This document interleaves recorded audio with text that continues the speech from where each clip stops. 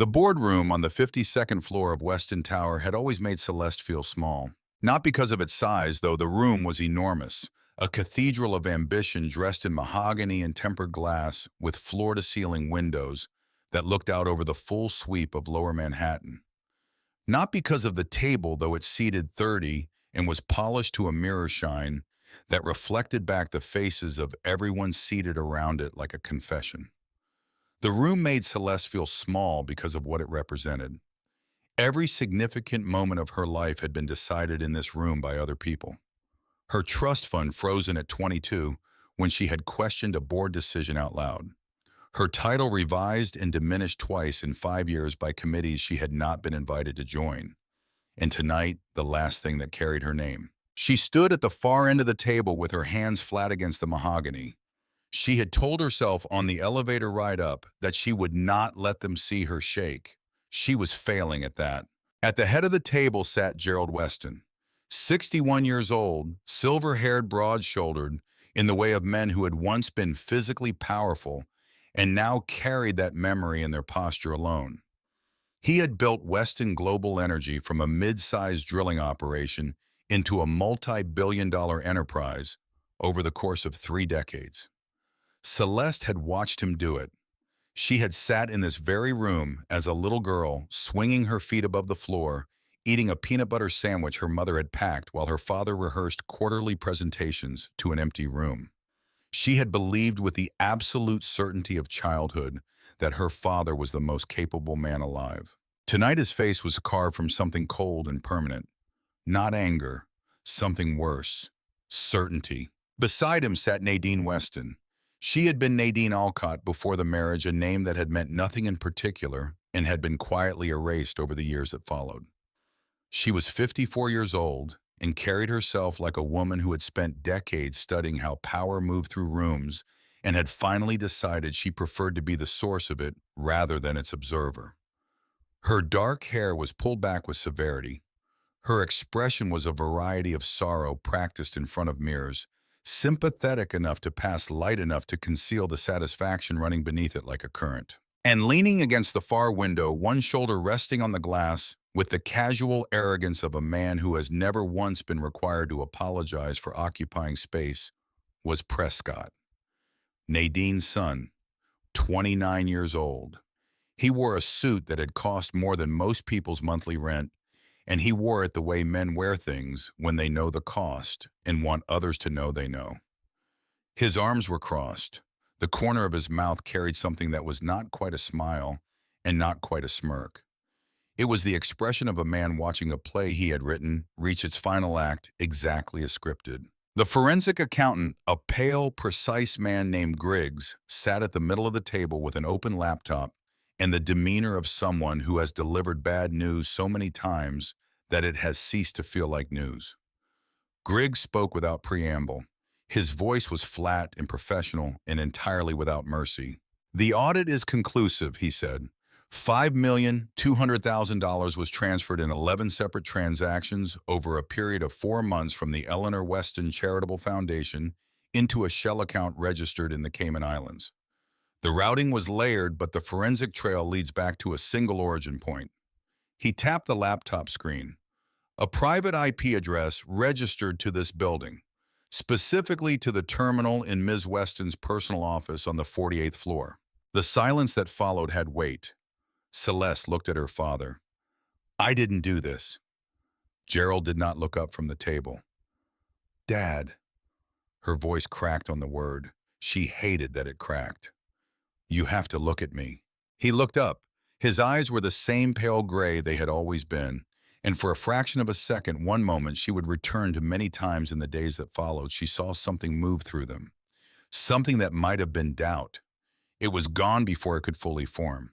"The IP addresses matched your terminal," Gerald said. His voice was controlled in the way that makes control visible. "The timestamps matched your office hours. The routing codes were encrypted with a personal key registered in your name." "Someone used my terminal," Celeste said. "Someone who had access to my office and knew how to replicate my credentials. That is not a long list. Look at who is in this room right now and think carefully about who is not on it." Nadine made a soft sound, not quite a sigh, more like the sound a person makes when they are being patient with someone who is embarrassing themselves publicly. Celeste, darling, no one here is trying to do not. Celeste turned to her stepmother, and the word came out with a force that surprised even her. Do not speak to me. Prescott pushed off the window. The evidence is what it is. Pointing fingers won't change the numbers. You. Celeste looked at him directly and felt something shift in her chest, not fear, but recognition. The clarity that arrives when a long-suspected truth finally assembles itself into a shape with a name. 3 weeks earlier, Prescott had stopped by her office without warning. He had asked about the internal network architecture, framing it as curiosity, as the kind of brotherly interest in how legacy systems connected to new cloud infrastructure that an executive might plausibly express. She had answered his questions. She had been generous with detail because she had believed in spite of everything that they were family. The memory of that conversation sat in her chest now, like a coal that had been cooling for weeks and was suddenly hot again. You asked me about the internal routing, Celeste said quietly. 3 weeks ago, you sat in my office and asked me exactly how the legacy terminals authenticated to the main server. Something moved across Prescott's face, fast and covered quickly with the smirk, but she had been watching his face for 20 years, and she caught at the barest flicker of a man who has been seen more clearly than he intended. I ask about a lot of things, Prescott said evenly. That is what executives do. Gerald set his hands flat on the table. Enough. The word landed like a gavel. The foundation was named for your mother, Gerald said, his voice lower now, something beneath the coldness she could not fully identify. $5 million taken from a charity that carries Eleanor's name. Do you understand what you are asking me to accept as coincidence? Celeste looked at her father for a long moment. The little girl who had eaten sandwiches in this room and believed in him completely was still somewhere inside her. And the distance between that girl and this moment was the loneliest distance she had ever traveled. I am asking you to be my father, she said. Gerald looked away. Harrison Alcott, Nadine's personal attorney, silver-haired with the practiced stillness of a predator at rest, stepped forward from the corner of the room and placed a stack of documents on the table in front of Celeste. Beside the documents, a pen, a Mont Blanc, black and silver catching the light. These are the terms, Alcott said. A full confession and formal relinquishment of all claims to the Weston estate and holdings. In exchange, the board has agreed not to pursue criminal charges. Your trust account at First National has already been frozen pending the outcome of this review. Your equity stake in Weston Global will revert to the family holding group. You will vacate the corporate apartment by 7 tomorrow morning. Celeste did not pick up the pen. If I sign this, she said, I have nothing. If you don't sign it, Prescott said from the window, and there was no performance left in his voice now, just the clean edge of a man who has stopped pretending.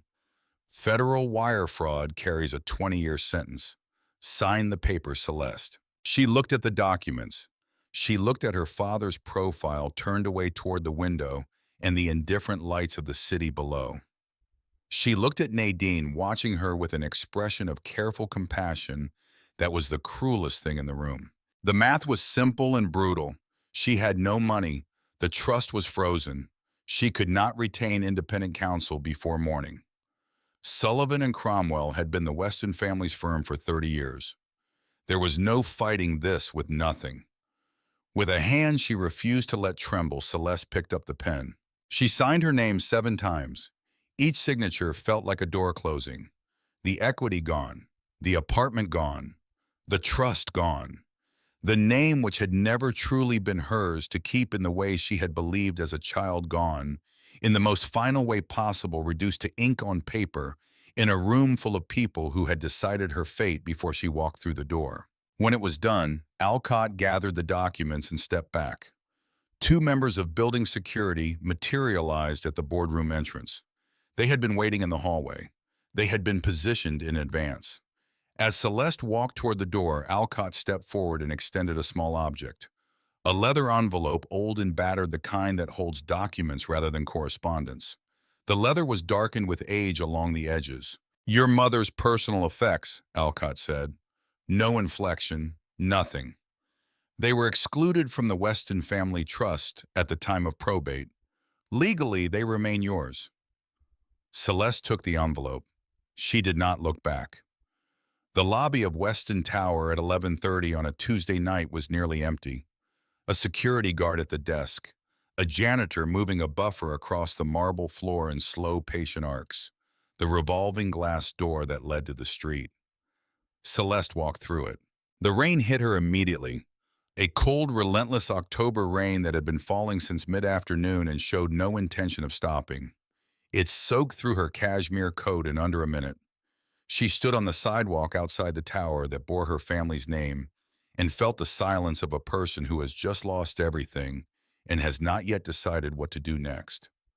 She walked to the nearest ATM, inserted her card. Transaction declined.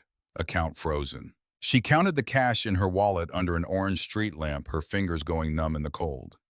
$54.30.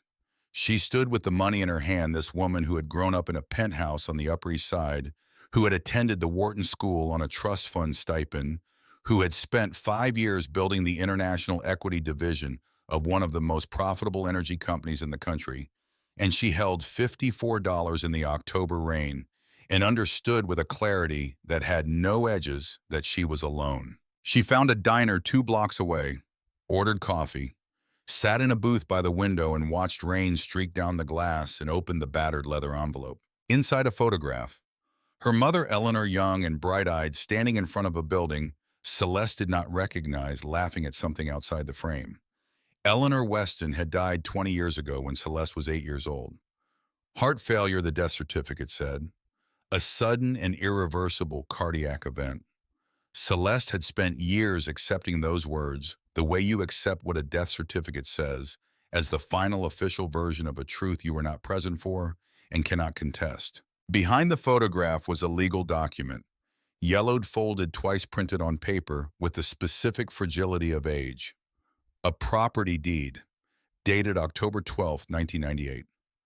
The property described was not an estate, not a commercial building, not any substantial asset Celeste might have expected from a woman who had, at the time of her marriage to Gerald, operated her own private engineering and research firm. It was a deed to a subdivided portion of a residential building, specifically the third-floor attic space of a structure located at 42 Elm Street, Gloversville, New York. Gloversville, a former manufacturing city in Fulton County 3 hours north of Manhattan by bus.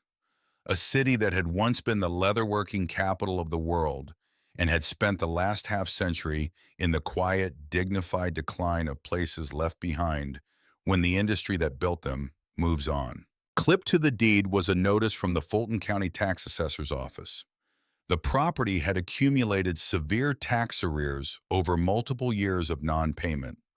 A municipal foreclosure auction was scheduled in 48 hours. The total amount required to clear the lien was $487.32. Celeste set the notice on the table and looked at it for a long time. She had $54. She looked at the photograph of her mother, Eleanor, laughing, young and certain, standing in front of a building that Celeste now understood, looking at the address stamped on the deed, was 42 Elm Street. She finished her coffee, left $3 on the table, walked back out into the rain. There was a pawn shop on 44th Street she had passed 100 times without ever looking at. It was open.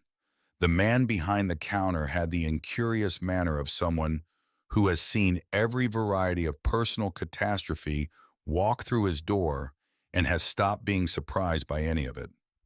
Celeste unclasped the watch from her wrist, a Cartier Tank white gold and sapphire crystal given to her by Gerald on her 18th birthday. She had worn it every day for 10 years. She placed it on the counter.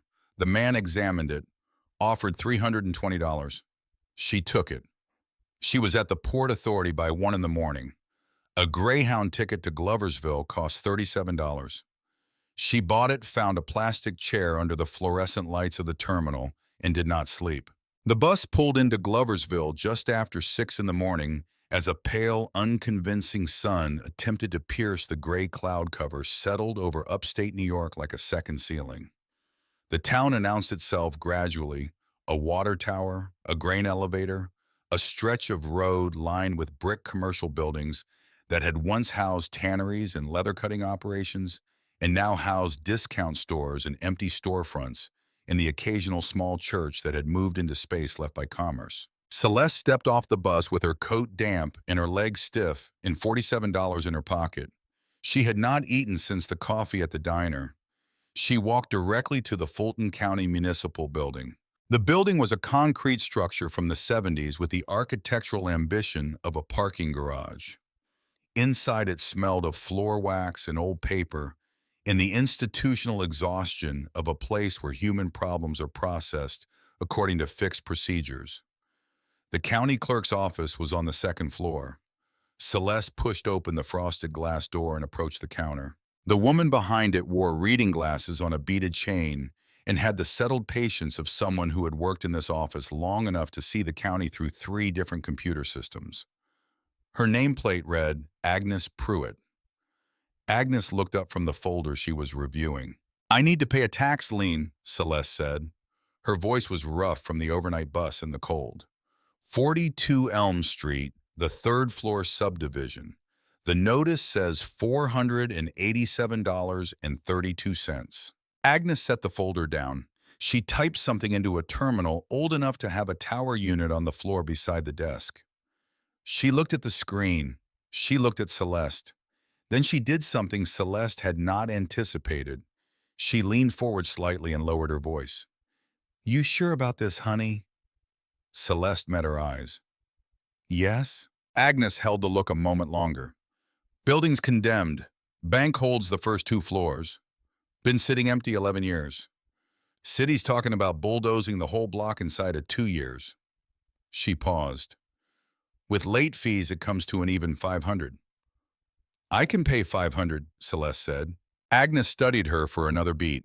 Then she said quietly, the way a person says something they have thought twice about. "A lawyer called this office yesterday morning. Manhattan area code. Asked specifically about this subdivision. Whether there were any active claims, whether the auction could be expedited." A pause. "I told him the process is the process, but I thought you ought to know somebody's been asking." Celeste went very still.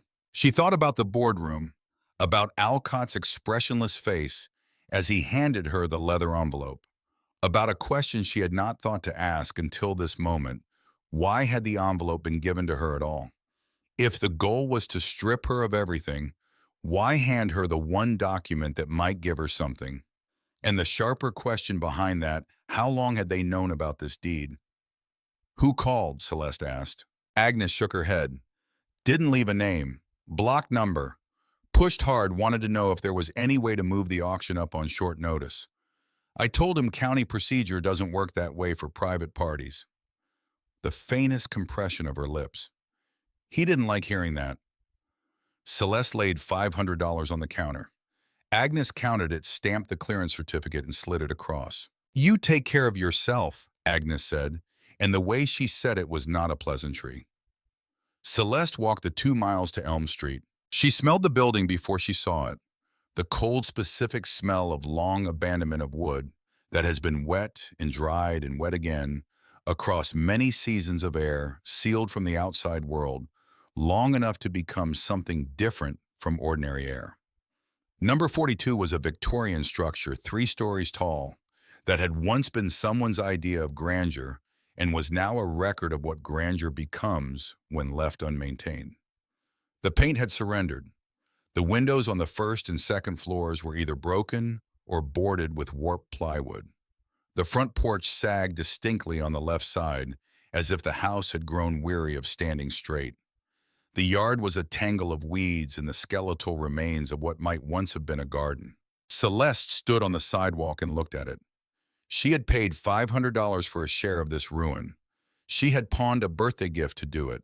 She had ridden a bus through the night and walked 2 miles on an empty stomach in damp shoes. She went in through the side entrance, a door hanging on a single surviving hinge.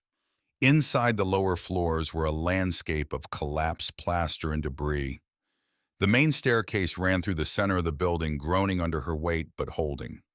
She climbed past the ruined second floor broken lathe, exposed studs, a window admitting pale morning light at a cold angle, and found the steep, narrow stairs that led to the third floor attic. At the top was a heavy oak door secured with a rusted brass padlock the size of a fist. Celeste went back to the second floor and searched the debris until she found what she needed: a length of iron pipe, roughly 18 inches heavy enough to work with. She carried it back up, set her feet, and swung it against the padlock with every ounce of rage and grief and cold and exhaustion that had accumulated in her body over the previous 24 hours. The first strike rang off the metal and sent a shock up her arms. The second dented the shackle. On the fourth strike, the padlock held, but the hasp pulled free from the rotting wood of the door frame. She pushed the door open.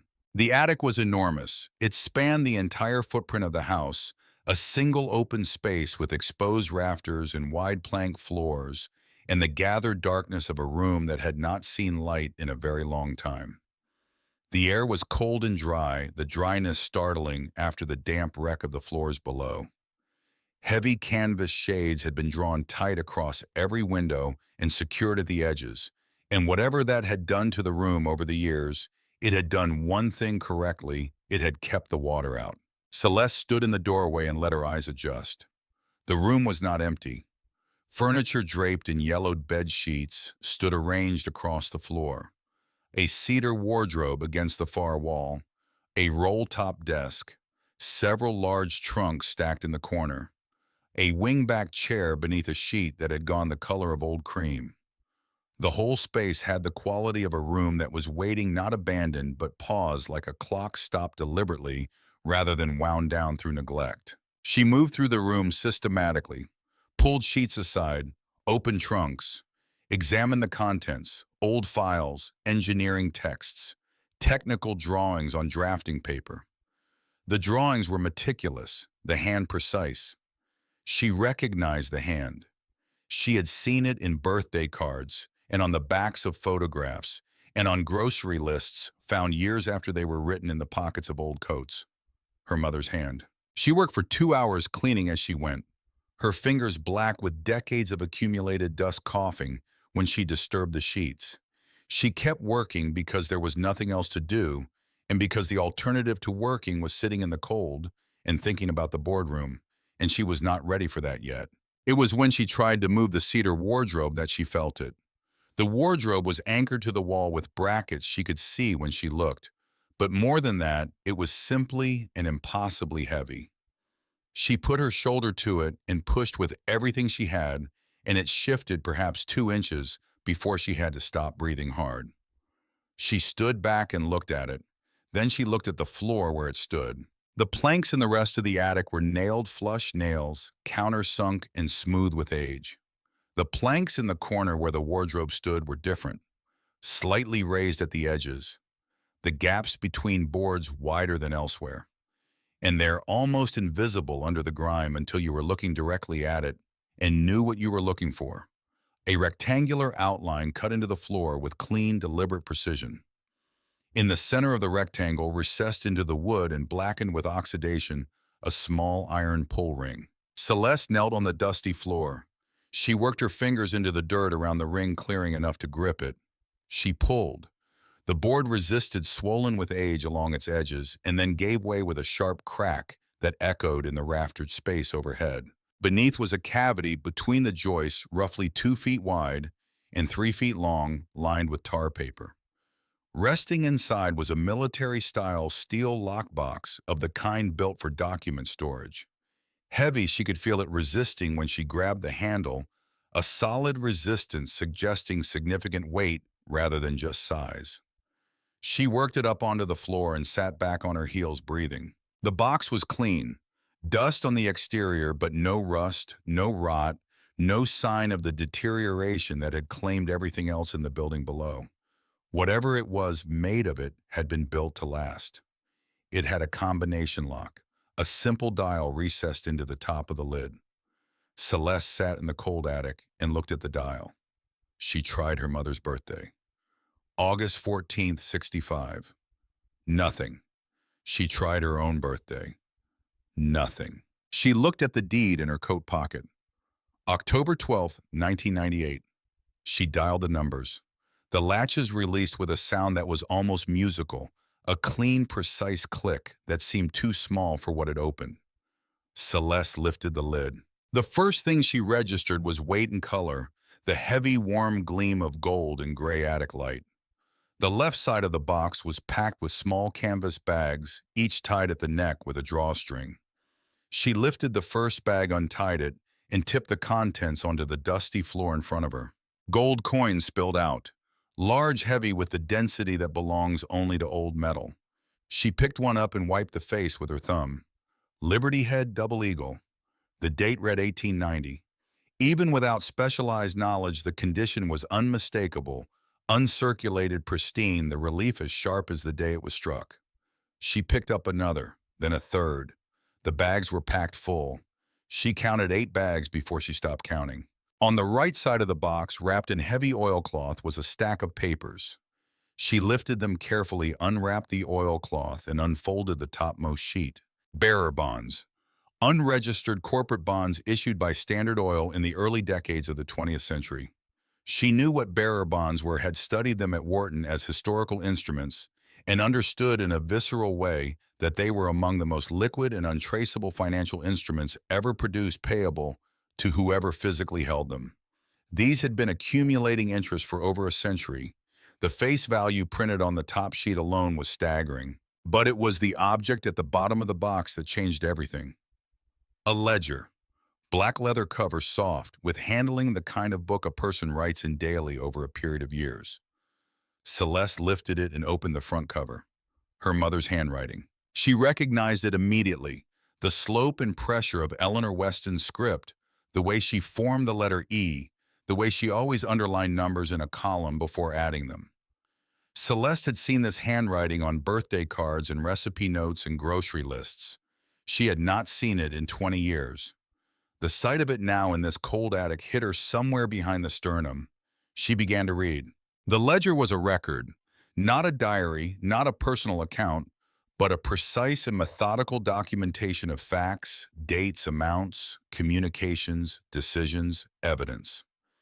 It began in the summer of 1997 and ran forward in time through the following year. It documented with the careful specificity of an engineer assembling a technical report the exact history of a theft. Eleanor Weston had not been simply a wealthy man's wife. Before her marriage to Gerald, she had operated her own private research and engineering firm, a company called Meridian Applied Technologies, incorporated in Delaware, specializing in the development of proprietary extraction algorithms for the energy sector.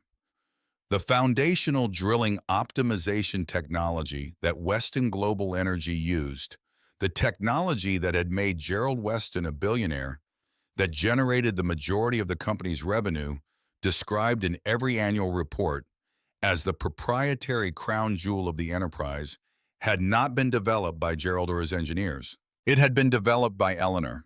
The algorithms, the patents, the initial seed capital, the research methodology, all of it had originated at Meridian Applied Technologies. And in 1998, as their marriage deteriorated, and Eleanor had begun quietly consulting a private attorney about a possible separation, Gerald, working with Nadine Alcott, who had been his outside financial advisor for 3 years before she became anything else, had transferred those patents out of Meridian and into a new holding company without Eleanor's knowledge or legal consent. The transfer was fraudulent.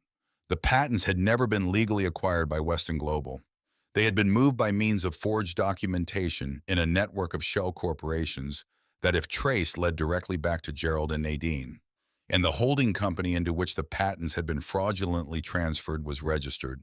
Eleanor had underlined this 3 times at the address of a subdivided property in Fulton County, New York. 42 Elm Street, 3rd floor. Celeste turned to the last page of the ledger. There, in her mother's handwriting, a single paragraph written in a different pen, written later in a different emotional register, than the careful evidentiary record preceding it. I am putting this here because I cannot put it anywhere safer and because the place itself is the proof. The Patent Registration Office shows 42 Elm Street as the address of record for the Meridian Applied Technologies Holding Company. I own the deed to this address. I have kept the deed current and hidden this box here because if anything happens to me before this is resolved, I need you to find it. I need you specifically.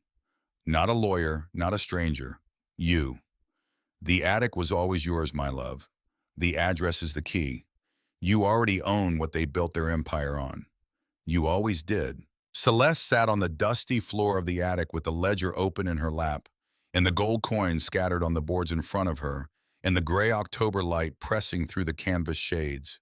And she understood with the complete terrible clarity of a person who has just seen the full shape of a very long deception, exactly what had been done and exactly what she was holding. The empire that had thrown her into the street was built on her mother's work. The patents it ran on were registered to an address that belonged to her. The $500 she had spent to save this attic from auction had not purchased a condemned building in a declining city. It had purchased the legal foundation of a multi-billion-dollar corporation. Celeste closed the ledger. She held it against her chest with both hands in the cold, in the dust, in the silence of the room her mother had prepared for her, and she sat very still for a long time.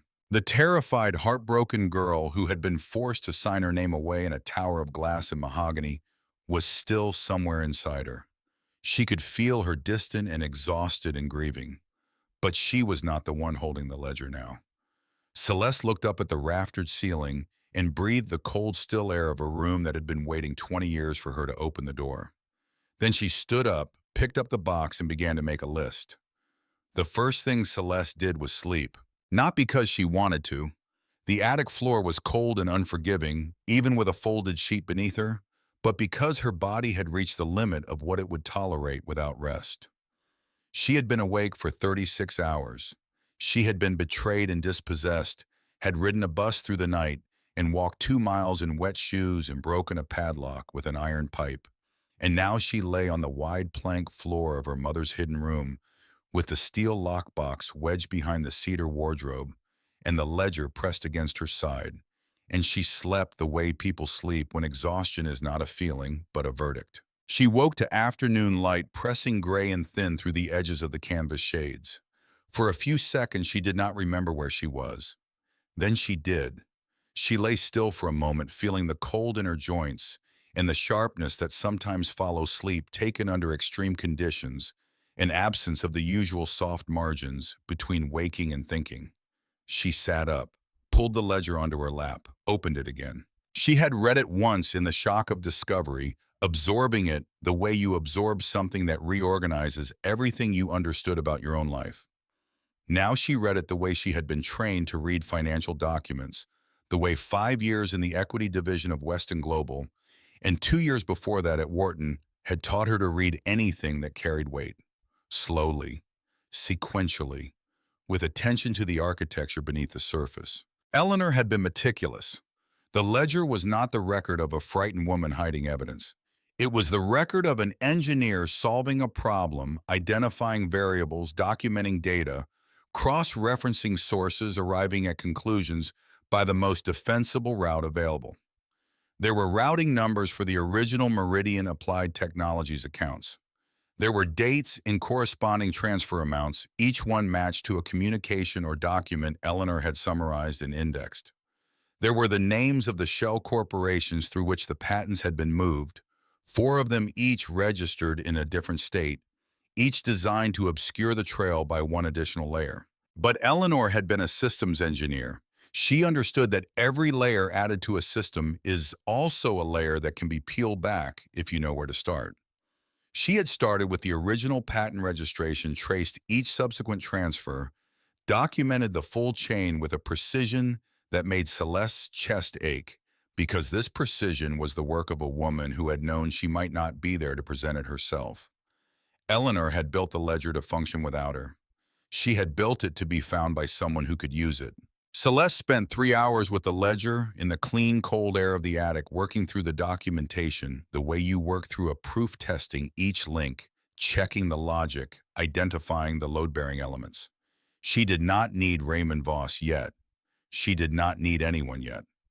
What she needed to know before she walked into any room with any attorney was whether she understood what she held.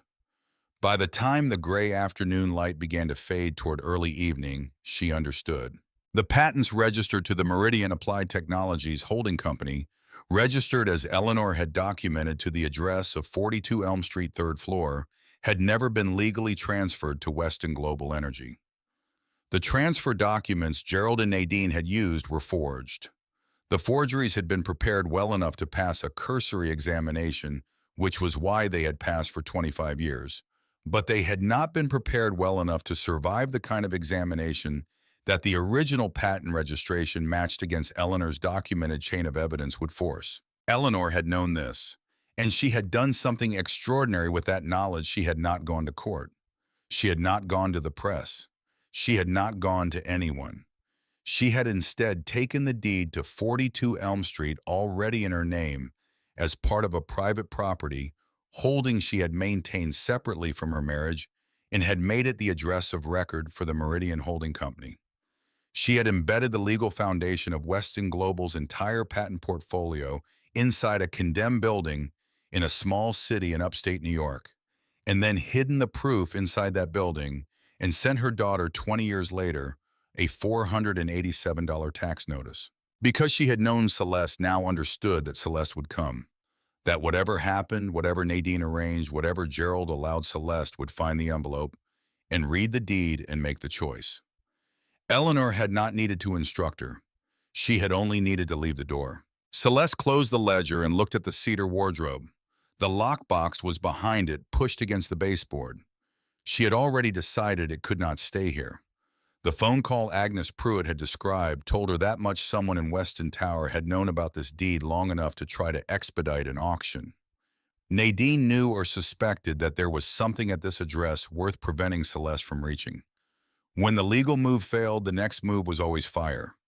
She had until Nadine confirmed the auction had been blocked to move the box somewhere unreachable. She needed cash, she needed a bank, and she needed to be somewhere other than Gloversville before she made any calls. She repacked the lockbox. 5 of the Liberty Head double eagles she wrapped separately in clean cloth and placed in her coat pocket. The rest of the gold, the bearer bonds, and the ledger went back into the box. She sealed it, carried it down the attic stairs, and out through the side entrance into the early dark of an October evening, and walked 6 blocks to the only extended stay motel nearby, a 2-story concrete structure with a parking lot and a vending machine, and a proprietor who did not ask questions when she paid cash for 3 nights. She stored the lockbox under the bed wedged against the wall. She set an alarm for 4 in the morning. The Greyhound to Boston left Gloversville at 5:45. She was on it. She arrived in Boston at 9:30 and walked from South Station to a district of narrow streets and old commercial buildings near the waterfront, where, according to an address she had found in her mother's ledger, cited as a reference for one of the patent valuations, there was a numismatic firm specializing in rare American coinage. The firm occupied the 2nd floor of a federal-style brick building. The lobby had the hush of establishments that deal in significant value without advertising the fact. The appraiser was a compact man in his 60s named Forsyth, who wore magnifying glasses on a headband and handled each coin with the focused reverence of a man who has devoted his working life to a single subject and is entirely at peace with that choice. He examined each coin for several minutes without speaking. Then he set the last one down on the velvet pad and looked at Celeste over his lenses. "Where did these come from?" he asked. "They were my mother's," Celeste said. It was the truth. Forsyth studied her for a moment. "Uncirculated 1890 Liberty Head double eagles in this condition are extraordinarily rare," he said.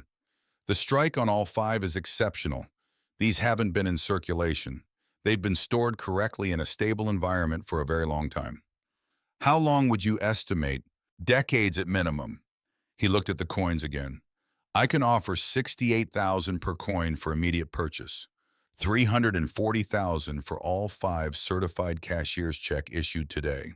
He paused. That is a fair offer. It is not the ceiling of their auction value, but auction takes time. I'll take the cashier's check, Celeste said. She walked out of the building 40 minutes later with $340,000 and the sensation of a person who has crossed a threshold from which return is not available and has decided entirely that this is acceptable. She spent the rest of the day in Boston deliberately. A tailor on Newbury Street who did rapid alterations, 2 suits off the rack, a deep charcoal and a winter white adjusted to fit by late afternoon. A private account at a Boston branch of a bank with no relationship to Weston Global, where she deposited $300,000 and retained $40,000 in a cashier's check. A hotel suite booked under a corporate alias she found registered in the ledger, one of the Meridian Applied Technologies subsidiary, name still legally active because no one had ever formally dissolved the company.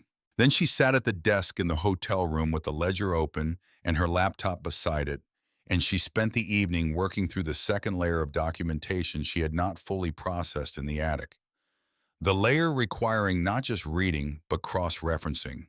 The Shell Corporation names, the routing numbers, the dates and the people attached to them. She was 60% of the way through the ledger's evidentiary chain on her own before she acknowledged that she needed a lawyer.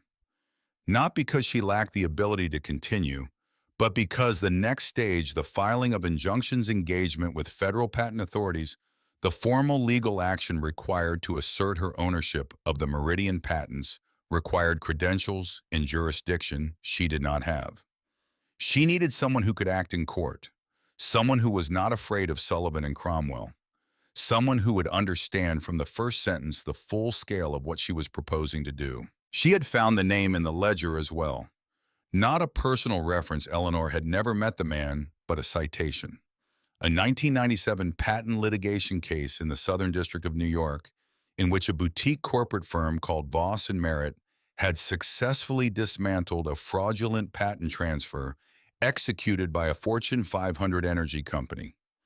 The managing partner was listed in the court documents as Raymond Voss. Eleanor had underlined his name. Celeste called his office at 8 in the morning.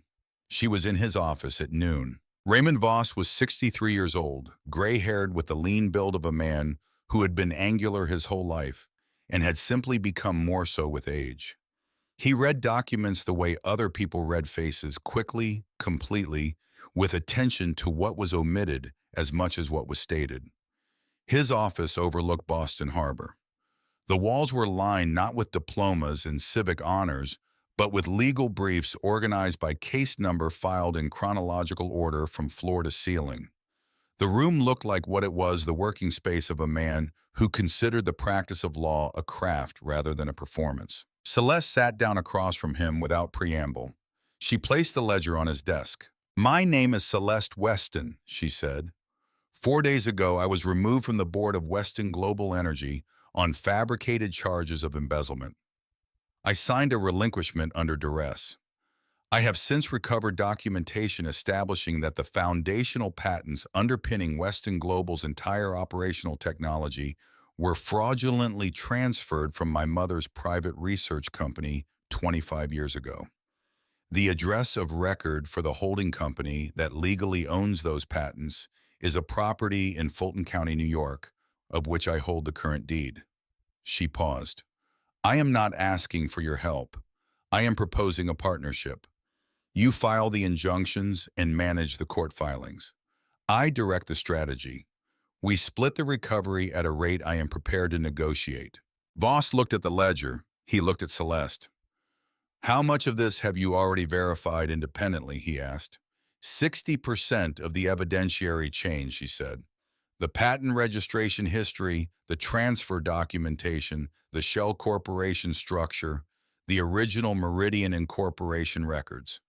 The remaining 40% requires forensic digital analysis of the Weston Global internal servers for which my mother apparently left access." Voss was quiet for a moment. "Backdoors." "She was a systems engineer," Celeste said. She built the original network architecture that Weston Global still runs on their legacy systems. She apparently never closed certain access points when the company was taken from her. Voss picked up the ledger and began to read. He read for 4 hours without interruption. Celeste sat across the desk and worked on her own documentation. At 3 in the afternoon, Voss set the ledger down, removed his reading glasses, and pressed 2 fingers against the bridge of his nose. This is the most consequential patent fraud case I have seen in 30 years of practice, he said. His voice was entirely level.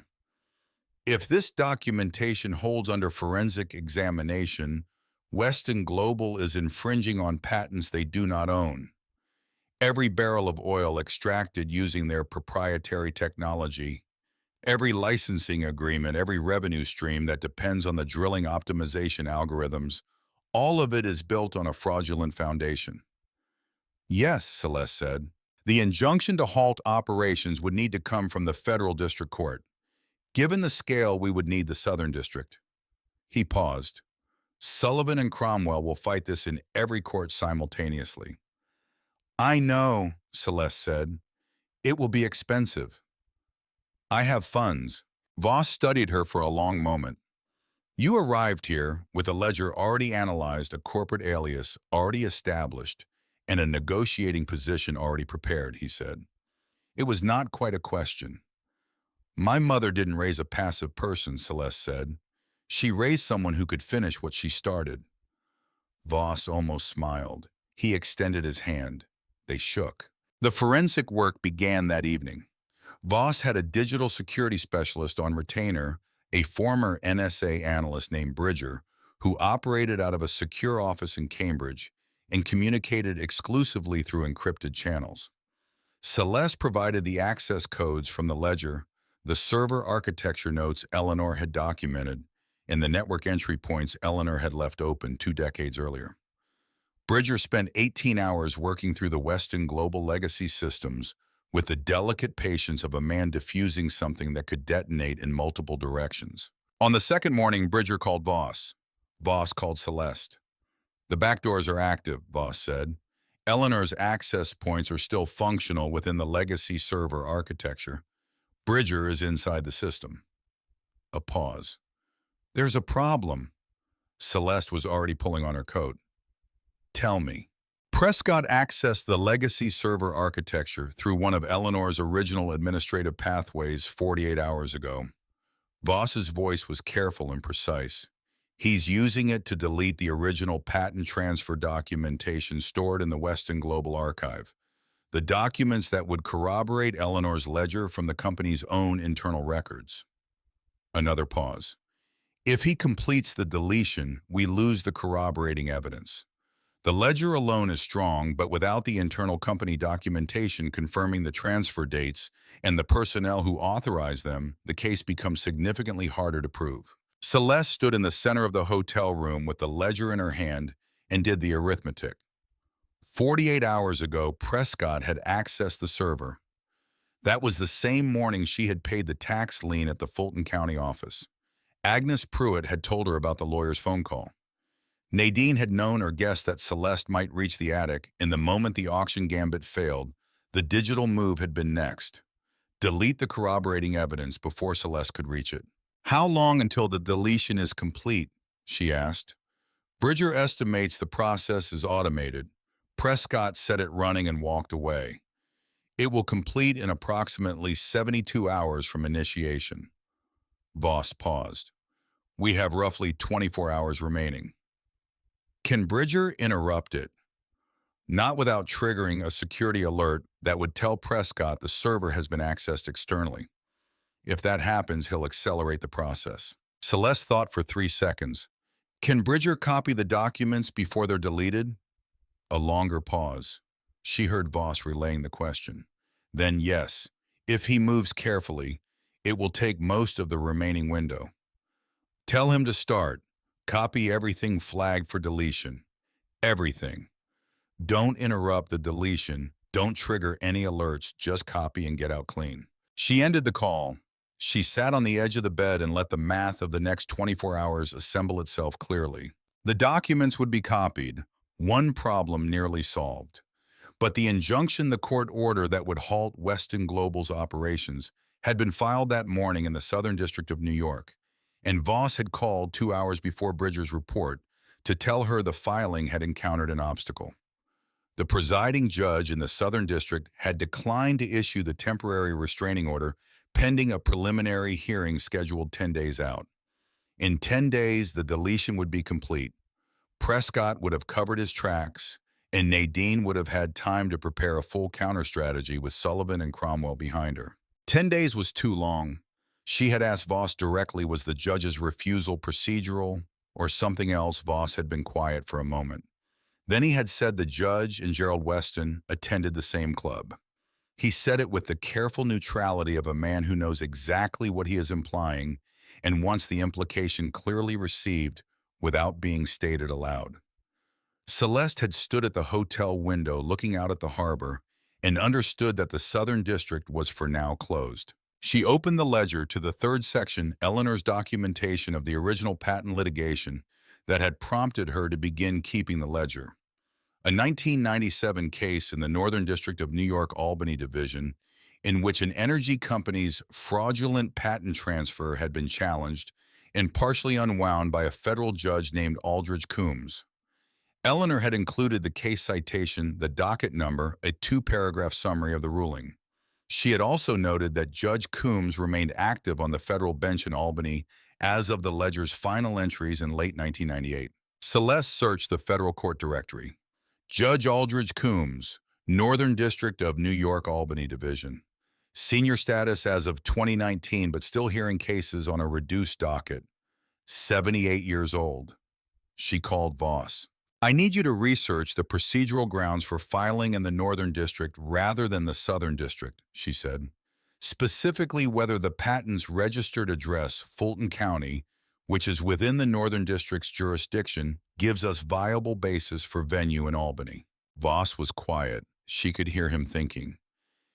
It might, he said slowly, if the patent itself is the primary subject of the action, rather than Weston Global's operations.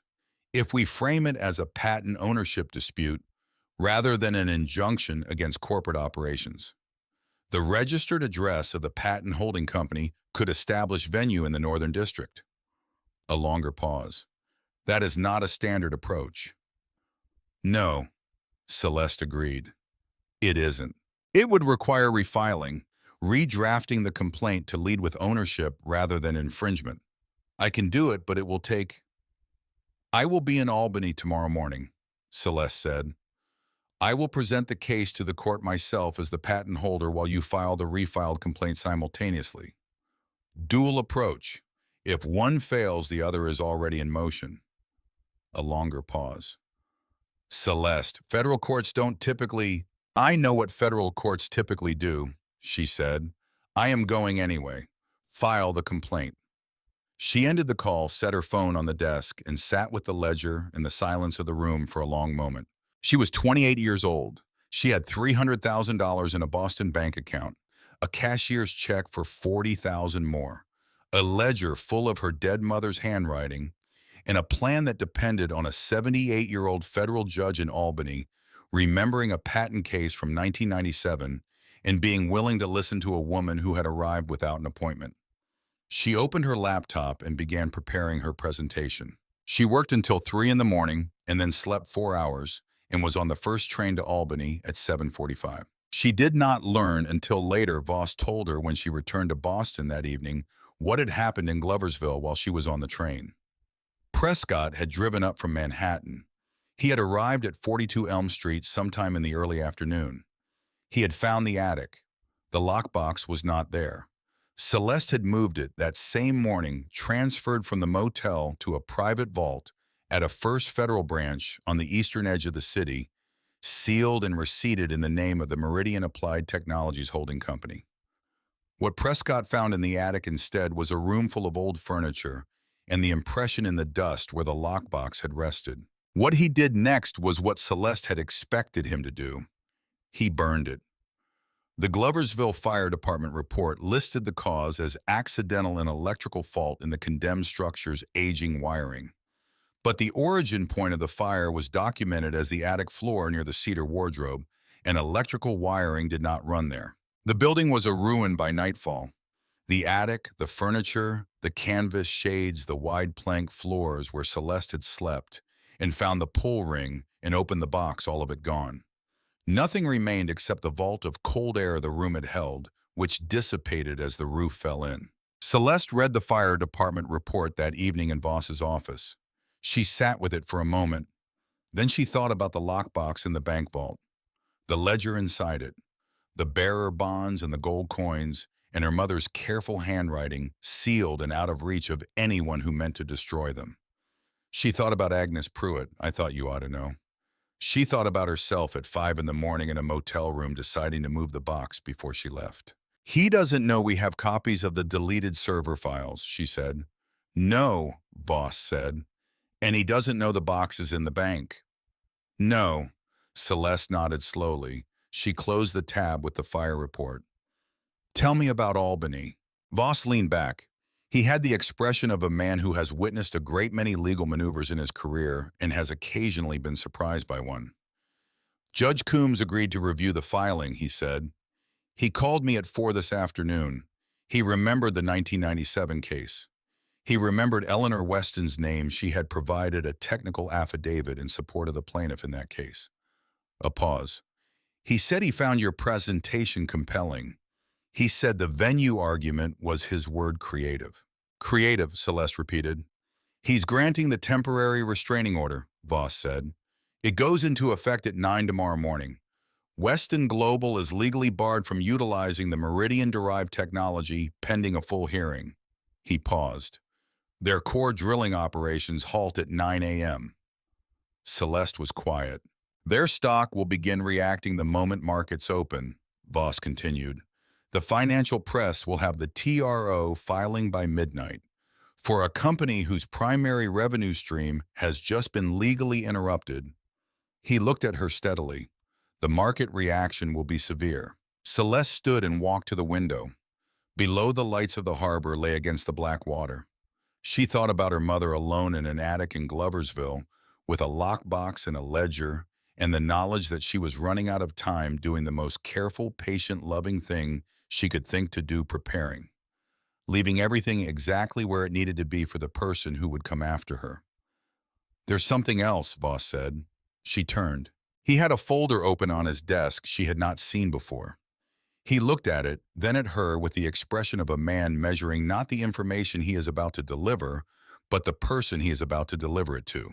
Bridger finished copying the files, Voss said, all the patent transfer documentation. But when he was moving through the legacy server archive, he found something that was not on Eleanor's access list.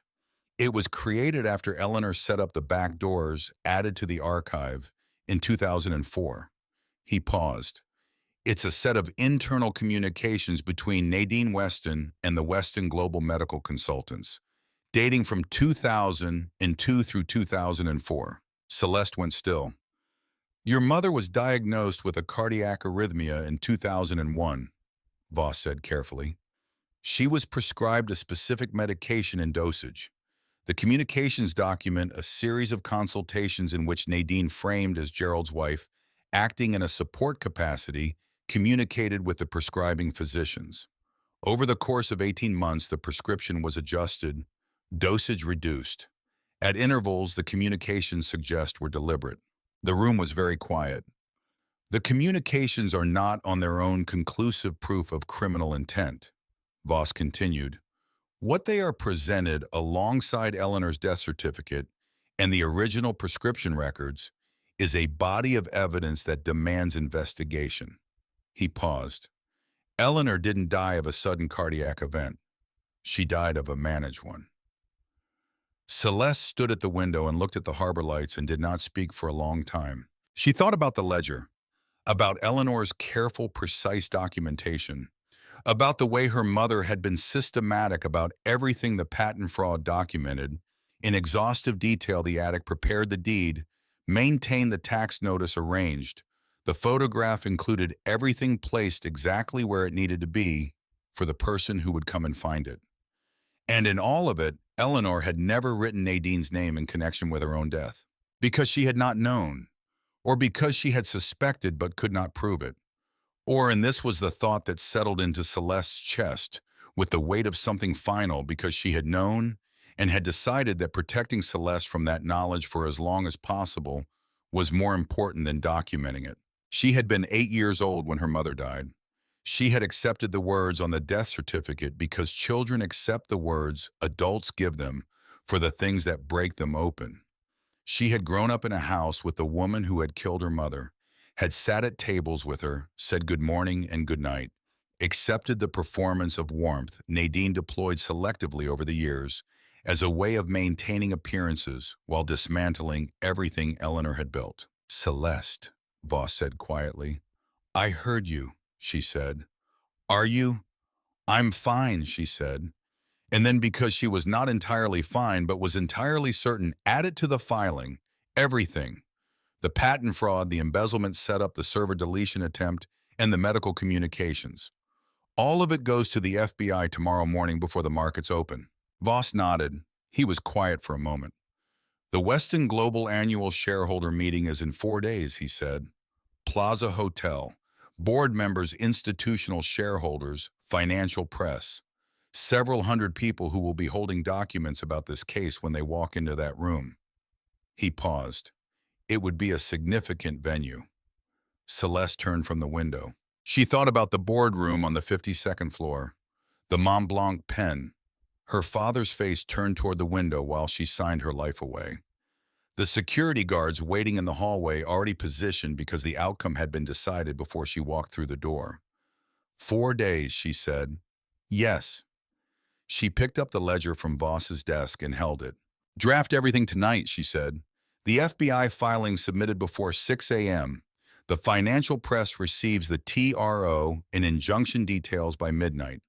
And I want every institutional shareholder of Weston Global to receive a formal legal notice of the patent dispute before they walk into the Plaza Hotel on Thursday morning. She moved toward the door. And Raymond, she set her hand on the frame. He looked at her. Thank you, she said, for being the kind of lawyer my mother would have chosen. She walked out into the Boston night with the ledger under her arm. She had not yet opened the envelope she had found pressed into the lid lining of the lockbox. The plain sealed envelope with her name on the front, in Eleanor's handwriting. The letters slightly large and careful, the way a person writes when they know the words have to last. She was not ready for it yet. She needed to finish the work first. She needed to walk into that hotel on Thursday and do what her mother had prepared her to do, and then only then she would sit somewhere still and open the envelope and let herself receive whatever Eleanor had left inside it. 4 days. Then she could stop carrying everything at full tension. She thought about Thursday. She thought about a room in the Plaza Hotel and a microphone and 400 people who did not yet know what was coming. She walked into the dark with the ledger under her arm and her coat buttoned against the cold, and her mind already moving through the days ahead like water finding its level. The Plaza Hotel on a Thursday morning in late October wore its grandeur the way certain institutions wear age, not as a concession to time, but as a confirmation of permanence. The facade was pale stone and disciplined symmetry, the kind of architecture built to outlast the ambitions of the people who commissioned it. Black town cars lined the approach. Men and women in dark suits moved through the entrance with the focused efficiency of people who had somewhere important to be and wanted the world around them to register that fact. Celeste watched from across the street. She had arrived 40 minutes early. She stood on the opposite sidewalk with a coffee she had barely touched, wearing the winter white suit from Boston, and she watched the building fill. Board members, institutional investors, financial journalists with press credentials on lanyards, representatives from the pension funds and sovereign wealth vehicles that held Weston Global shares in the hundreds of millions. She recognized faces, men and women she had sat across conference tables from during her 5 years at the company, people who had shaken her hand at investor dinners and moved on to more important conversations. None of them looked at the woman across the street. That was fine. They would look soon enough. The FBI filing had gone in at 5:47 two mornings ago, routed to the Financial Crimes Unit in the New York field office, along with a separate referral to the Medical Fraud Division covering the communications about Eleanor's prescription. Voss had called at 7 that morning to confirm receipt and to tell her with the careful understatement of a man delivering news that strains credulity that the agent assigned to the financial fraud component had called back within 90 minutes. That was not how these things moved. That was how these things moved when the evidence was so clear and the scale so significant that the institutional machinery recognized it immediately as something worth running toward. The financial press had received their materials at midnight. By 6 in the morning, the story was running on 3 financial news wires.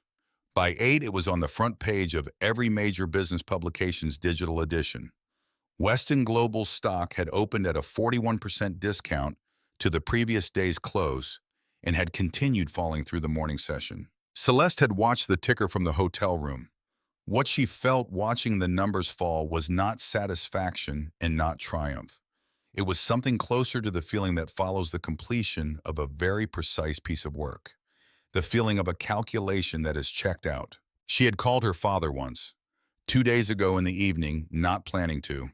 She had found herself sitting with the ledger open and the stock charts on her laptop and her mother's photograph on the desk beside her, and she had picked up the phone before she had decided to. Gerald had answered on the second ring. He had not spoken immediately. She heard him breathing, and in the quality of that silence, she heard something she had not expected.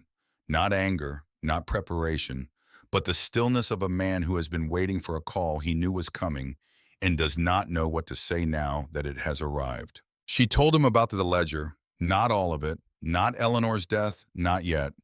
There were federal investigators handling that now, and she had wanted him to walk into the Plaza Hotel carrying only the weight of what he had done, not the weight of what Nadine had done on top of it. She told him about the patents, about the fraudulent transfers, about 42 Elm Street, about the fact that the address of record for the Meridian Applied Technologies holding company was a property she had legally controlled since the moment she paid the tax lien at Agnes Pruitt's counter with $500 in cash. Gerald had been silent for a long time. Then he had said, "I know." 2 words, quiet ones. Not a confession exactly, more like the sound a structure makes when it has been under pressure for a very long time, and something inside it finally gives way. She had asked, "Did you know about the forged documents when they were prepared?" He had said, "Not entirely, not the full scope. Nadine handled the legal mechanics. I knew the patents were being restructured. I told myself it was legitimate. I let myself believe that." She had asked in the framing, the $5 million. "Did you know Prescott had done that before you made me sign the papers?" A longer silence. He had said, "I suspected by the second week.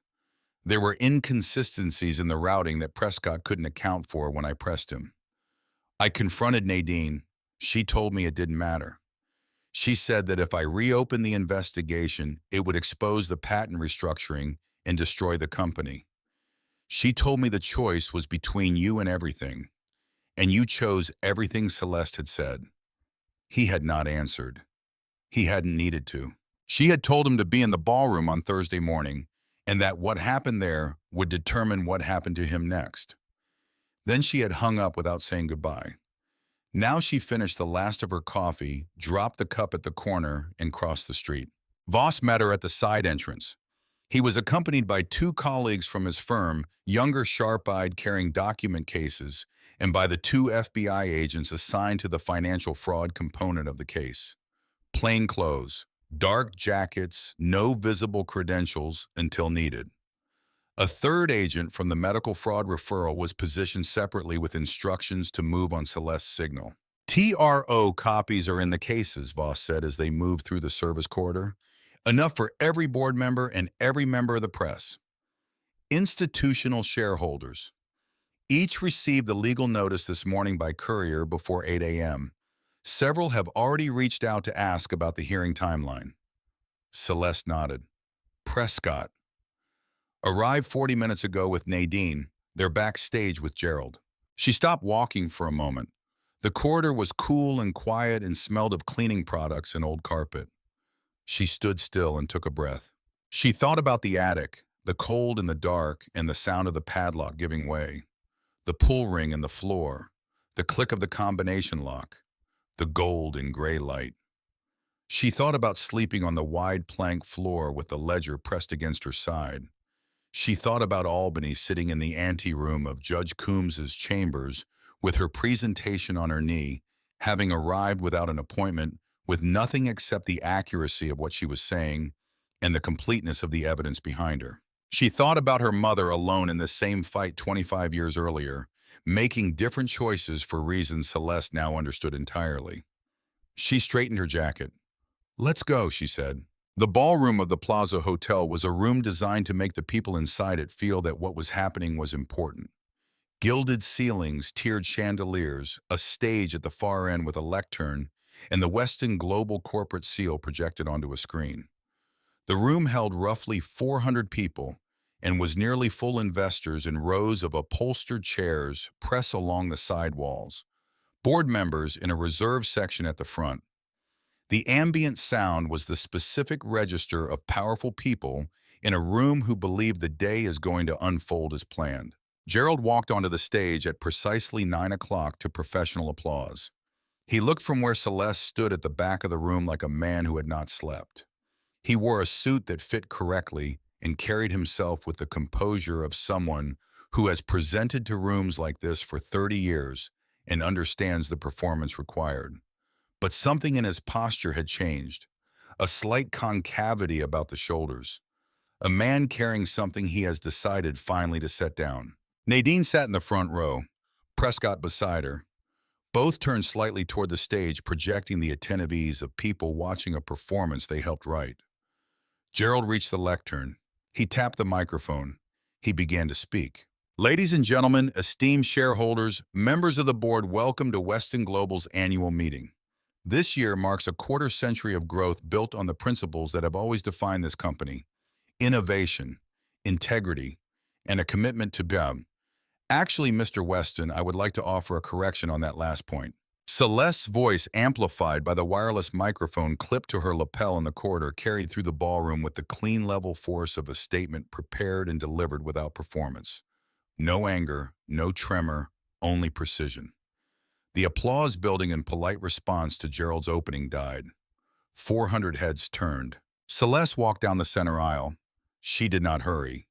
The FBI agents followed at a spacing she had discussed with them in advance, close enough to be visible, far enough to allow the room to understand what was happening before it happened. Voss walked beside her. His colleagues fanned to the sides of the room, opening document cases, distributing TRO copies to board members with the quiet efficiency of people executing a prepared plan. Nadine saw her first. A fractional stiffening of the shoulders, a slight compression of the jaw. But Celeste had been watching Nadine's face for 20 years, and she caught it with complete clarity from 40 feet away. She saw the moment Nadine understood that the auction had failed, the server deletion had failed, the fire had failed, and that Celeste had walked into this room not as a casualty, but as the person who had outmaneuvered every countermove made against her.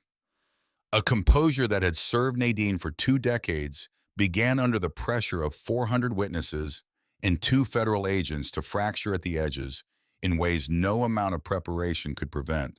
Prescott turned a moment later. His face moved through recognition, calculation, and then something rawer beneath both, not quite fear, but adjacent to it. Gerald stood at the lectern and watched his daughter walk toward him, and his face did not change at all, which was its own kind of answer. Celeste reached the stage.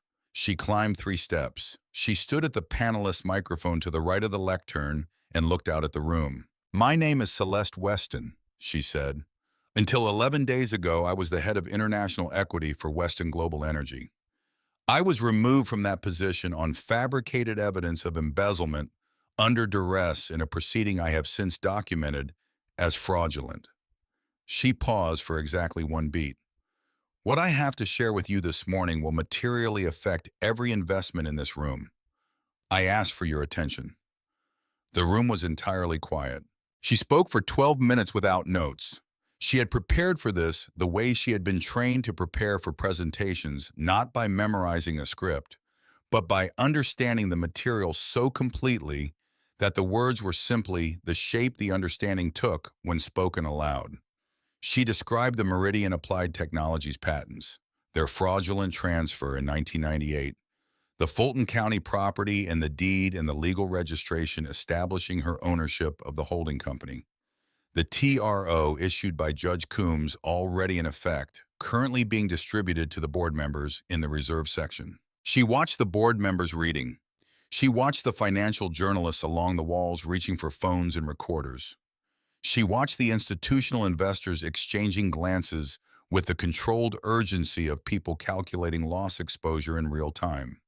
She did not look at Nadine yet. When she had finished the patent description, she reached into the document case Voss had handed her as she climbed the stage, and she removed a sealed evidence packet. In addition to the patent fraud, she said the evidence submitted to the FBI Financial Crimes Division 48 hours ago includes documentation of the fabricated embezzlement charge used to remove me from this company. Digital forensic analysis conducted through a server backdoor installed in Weston Global's legacy architecture by my late mother, the original architect of that system, has established that the fraudulent routing appearing to originate from my office terminal was in fact initiated from a workstation registered to Prescott Weston. She turned her gaze to the front row, using administrative credentials belonging to my father. The room broke.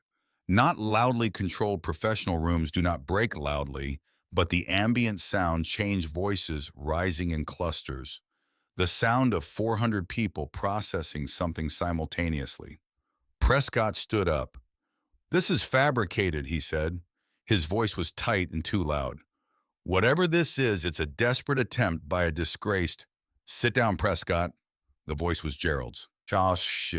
It came from the lectern with a quietness more commanding than volume. Prescott looked at his stepfather. Something in Gerald's face, not anger, something older and more resolved, stopped him. He sat down slowly. Nadine had not moved. She sat with her hands folded in her lap, and the composure she had maintained for 20 years was now showing its underlying structure through the surface in ways she could not prevent. Celeste looked at her directly. "Nadine," she said, her voice entirely level, "the Seychelles account registered to your maiden name Alcott received 11 transfers totaling $5,200,000 over a period of 4 months.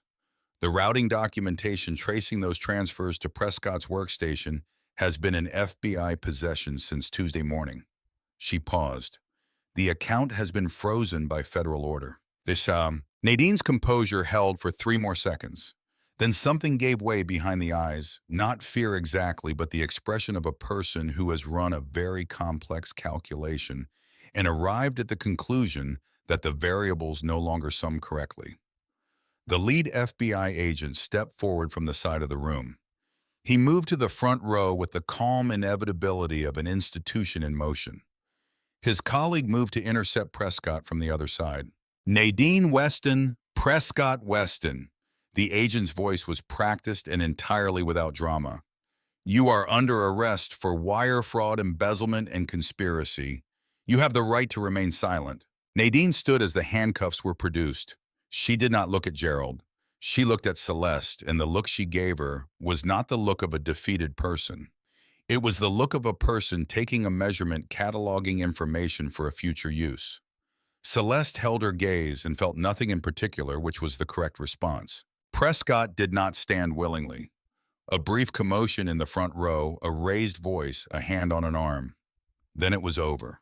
The agents moved toward the exits with practiced efficiency, and the room watched in the collective silence of people witnessing something they will be describing for the rest of their lives. Gerald stood at the lectern. His hands were wrapped around its sides. His face was the face of a man who has watched everything he built over 30 years shift on its foundations. Not because the foundations were attacked from outside, but because the rotted thing at the center of it finally gave way. He looked at his daughter. "I knew she was capable of a great deal," he said quietly.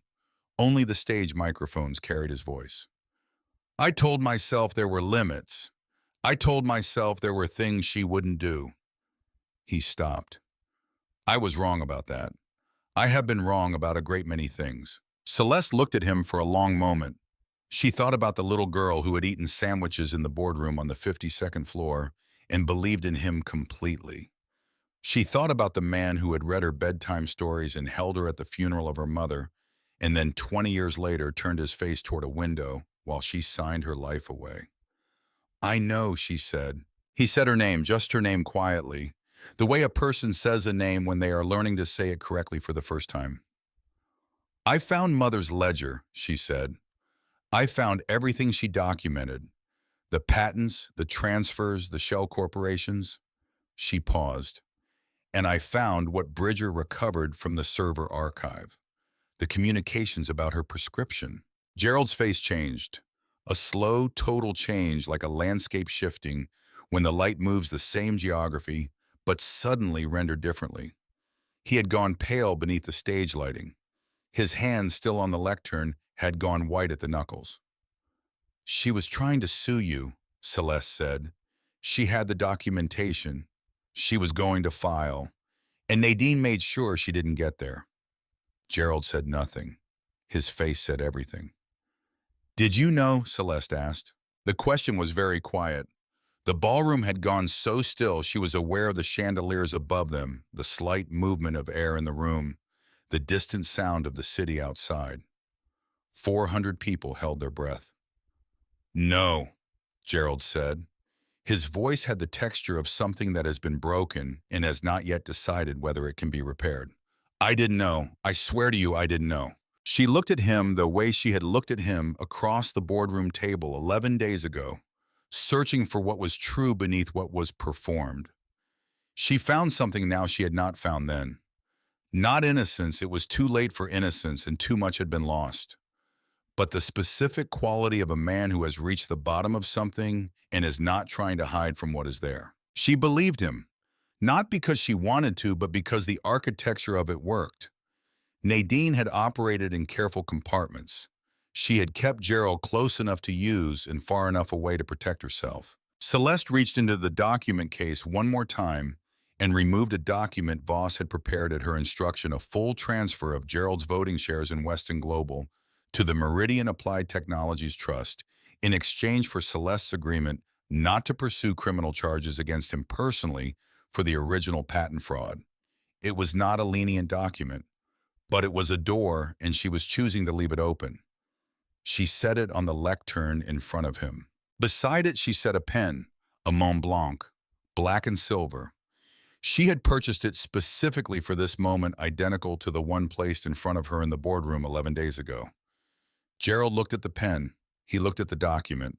He looked at his daughter. If I sign this, he said quietly. The company becomes mine to operate, Celeste said. You retain a minority equity position with no voting rights. The criminal referral for the patent fraud goes to the FBI with a note from my legal team requesting they consider your cooperation as a mitigating factor. She paused.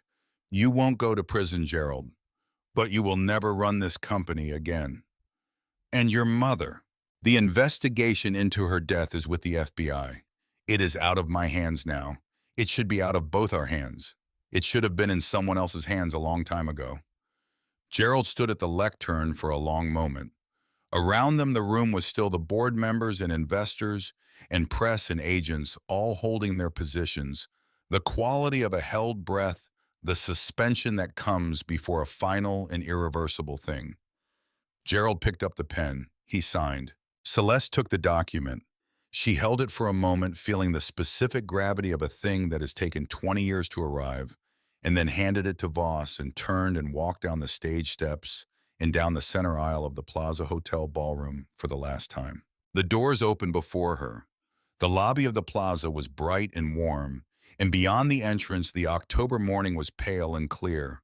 The rain gone the sky over Central Park, the specific blue that comes after long gray days, a blue that seems excessive in its clarity, almost theatrical, as though the light has decided to make a point about persistence. Celeste stood on the front steps and breathed it in. Voss appeared beside her a moment later. He stood quietly for a moment. She had come to value his understanding of when silence served better than words. "The board will call an emergency session this afternoon," he said finally. "The interim chair will be named from the independent directors. The patent transfer to your trust will be ratified before close of business." He paused. "You are, as of this moment, the controlling interest in Weston Global Energy." Celeste said nothing. "What would you like to do first?" Boss asked. She thought about the 52nd floor, about the boardroom with its mahogany table and floor-to-ceiling windows, and the chair at the head of it that would now technically be hers, about the kind of power that arrives in the shape of a building that carries your name. "I would like to go back to Gloversville," she said. Voss looked at her for a moment. Then he nodded with the expression of a man who understands something without needing it explained. She took a car north out of the city. The driver did not try to make conversation. She sat in the back and watched Manhattan recede, and the landscape open into the wider, quieter geography of upstate New York. The river, the hills, the quality of afternoon light in the Hudson Valley that has been painted by so many people over so many centuries that it has acquired the quality of something known rather than merely seen. She arrived in Gloversville in the late afternoon. The lot at 42 Elm Street was a ruin. The fire had taken the structure down to the foundation on the south end, and what remained standing was a skeleton of charred timber framing and compromised exterior walls. The yard, always overgrown, was now additionally coated with the debris of fire and collapsed ash, broken glass, warped metal. Celeste stood at the edge of the lot and looked at it for a long time. She thought about the attic, about pushing the oak door open and finding the room waiting, about dust rising in clouds when she pulled the sheets, about the pull ring in the floor, about sleeping on the wide plank boards with the lockbox behind the wardrobe, in the city 3 hours away, and everything she had ever been told she was worth reduced to a number on a signed piece of paper. She thought about what the room had given her. Not the gold, not the patents, not the legal architecture of the counterattack. Something that preceded all of those things. The room had given her the specific knowledge that her mother had thought of her carefully and completely, and with total faith in what she was capable of, had built something for her to find, had trusted her to find it. She pulled her phone and called a number she had looked up on the drive north. It rang twice. "Hendrick Construction." "My name is Celeste Weston," she said. "I own the property at 42 Elm Street. I would like to discuss a restoration project." She paused. "I want to start with the third floor." She ended the call and stood in the October light at the edge of the ruined lot, and for the first time in 11 days, she felt the loosening that comes when you have been carrying something at full tension for a very long time and have finally set it down. Not the absence of weight, only the weight distributed correctly, held differently, no longer in the grip of fear. She went to the bank and signed for the vault. The lockbox was exactly as she had left it. She carried it to her car and sat in the back with it open on her lap. She took out the ledger and held it, the black leather cover. Her mother's handwriting on the first page, the date in the upper right corner, the summer of 1997, 28 years ago, when Eleanor Weston had begun the most careful and consequential work of her life. And beneath the ledger, the envelope. She had found it on the last night in the Boston hotel, not in the main body of the lockbox, but in the lining of the lid, a seam that looked like structural stitching until she pressed it and felt the rigidity of paper beneath. She had pulled it free carefully, not wanting to tear it. A plain envelope sealed. Her name on the front in Eleanor's handwriting, the letters slightly large and uneven. The handwriting of a person writing carefully with full attention, knowing the words have to last. She had not opened it in Boston. She had been moving too fast in Boston, and something had told her this particular thing required stillness.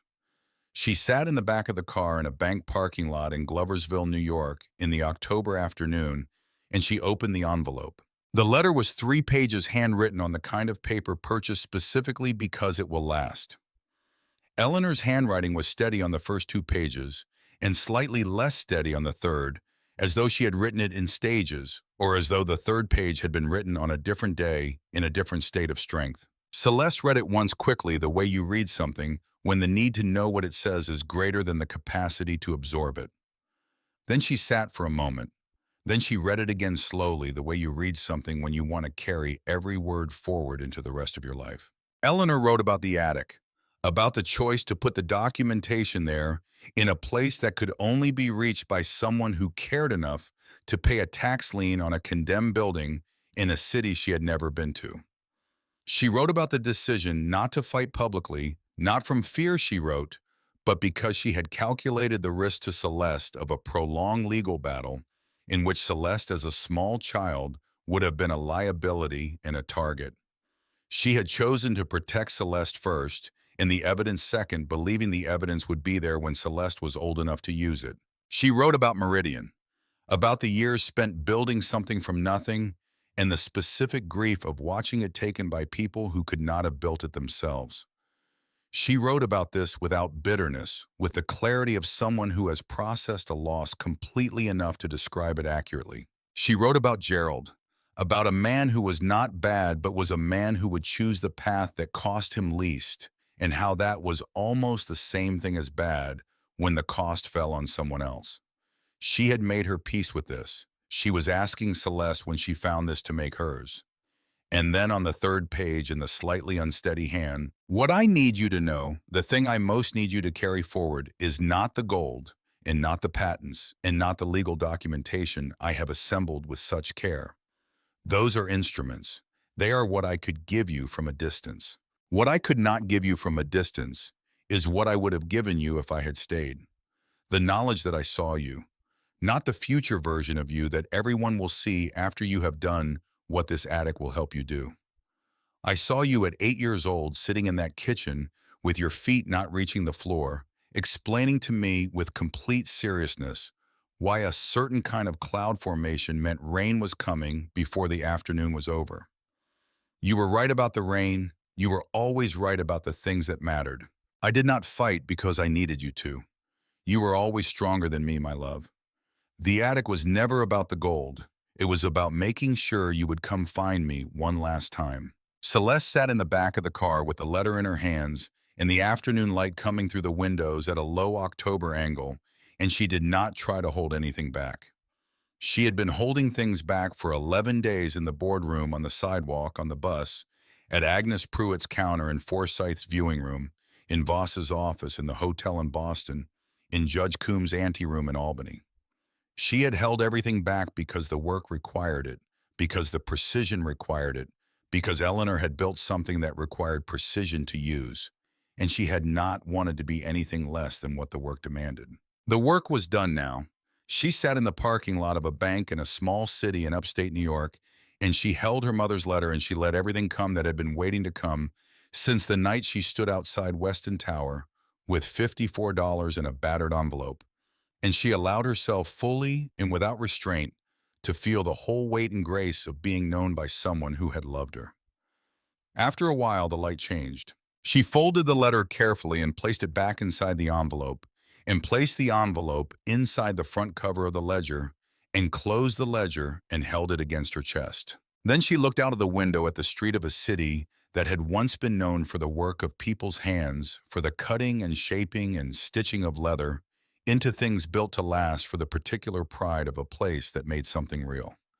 A city that was quiet now, waiting in the patience of places that have not yet decided what they will become next. She thought about the third floor, about wide plank floors refinished, and canvas shades replaced with windows that let the light through, and the cedar wardrobe standing against the far wall, and the pull ring in the floor left visible and uncovered the way you leave the evidence of a hidden thing once the hiding is no longer necessary. She thought about what it would look like. A room above the world where everything her family had meant to give her had waited patient and prepared for the right person to come and open the door. The driver looked at her in the mirror. "Where to, Ms. Weston?"